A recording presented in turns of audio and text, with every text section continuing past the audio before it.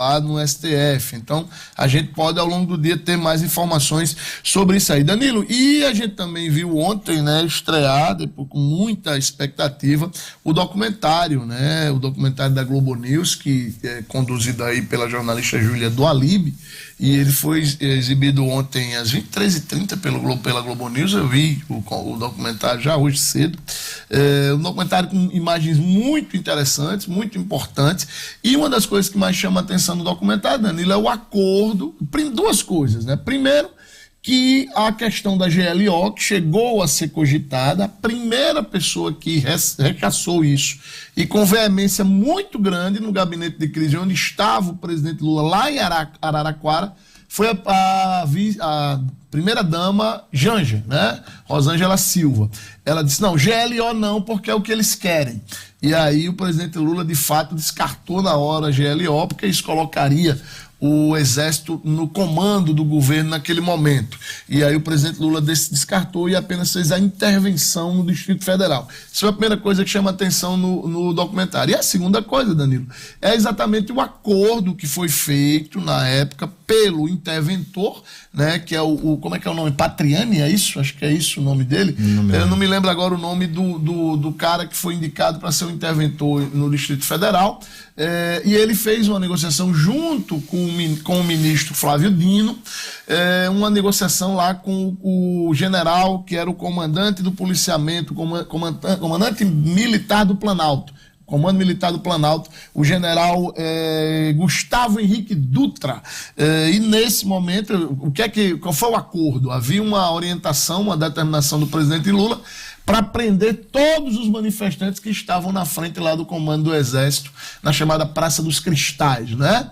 Só que aí o general disse, olha, vai haver um derramamento de sangue. E aí o governo alegou, perguntou e tal, por quê? Disse, não, porque não é a hora e tal. Há quem diga que é porque havia, inclusive, alguns militares envolvidos ali naquele momento, e aí se deixou para fazer a prisão no dia seguinte, pela manhã, quando vários ônibus, aí tudo isso a gente acompanhou. Mas na noite do dia 8 houve essa negociação muito tensa, inclusive, segundo o que o Estado de São Paulo divulgou no sábado, teria tido uma frase do Dutra dizendo o seguinte, para o comandante da polícia, já sob intervenção da polícia do Distrito Federal, coronel, eu tenho mais homens armados que o senhor, né? Ele teria dito essa frase. Então, foi uma noite bem tensa, a noite do dia 8, Danilo. Sim, como de certa forma era de se esperar, né? E a gente, claro, quem está de fora não teve acesso a todas aquelas informações que vão começando a ser reveladas agora, mas você imaginar que ter que tomar decisão, né, Luciano, sobre aquela pressão, né, sobre aqueles ataques todos, aqueles fatos lamentáveis que aconteceram naquele dia, né, julgar, apontar muitas omissões que aconteceram ali, né, omissões do policiamento do Distrito Federal, por exemplo, é uma coisa absurda, né, que ficou observando aquilo tudo. Aliás, isso é outra coisa que tem que ser analisada depois de um ano, né, as pessoas que simplesmente cruzaram os braços e deixaram aquilo ali acontecer não foram punidas até agora. E tem que também estar nessa lista aí de investigação por parte da Polícia Federal.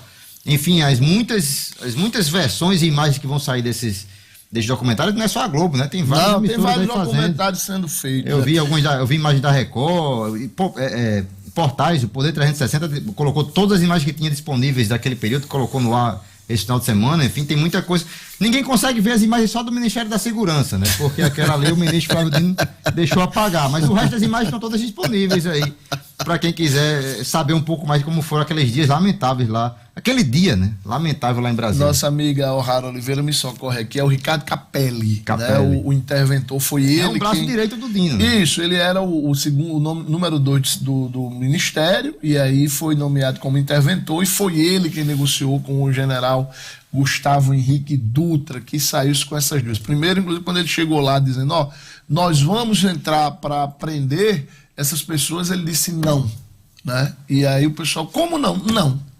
Não e não. E aí ele alegou, segundo o Estadão, teria tido a frase clássica que ele disse para o coronel da Polícia Militar do Distrito Federal: coronel, eu tenho mais homens armados do que o senhor, né? E aí houve ali aquela turma do deixa disso, colocou-se panos quentes, e aí no dia seguinte, aí sim, já sob a anuência do comandante, né, do general, houve a prisão daqueles manifestantes. E quem se lembra, a gente comentou isso inclusive aqui na época, eu me lembro disso, tinha muita gente entre os que foram presos, Danilo, que estranharam o fato de o Exército não fazer nada, porque meio que eles estavam se sentindo protegidos ali pelo Exército Brasileiro, o que era um completo absurdo.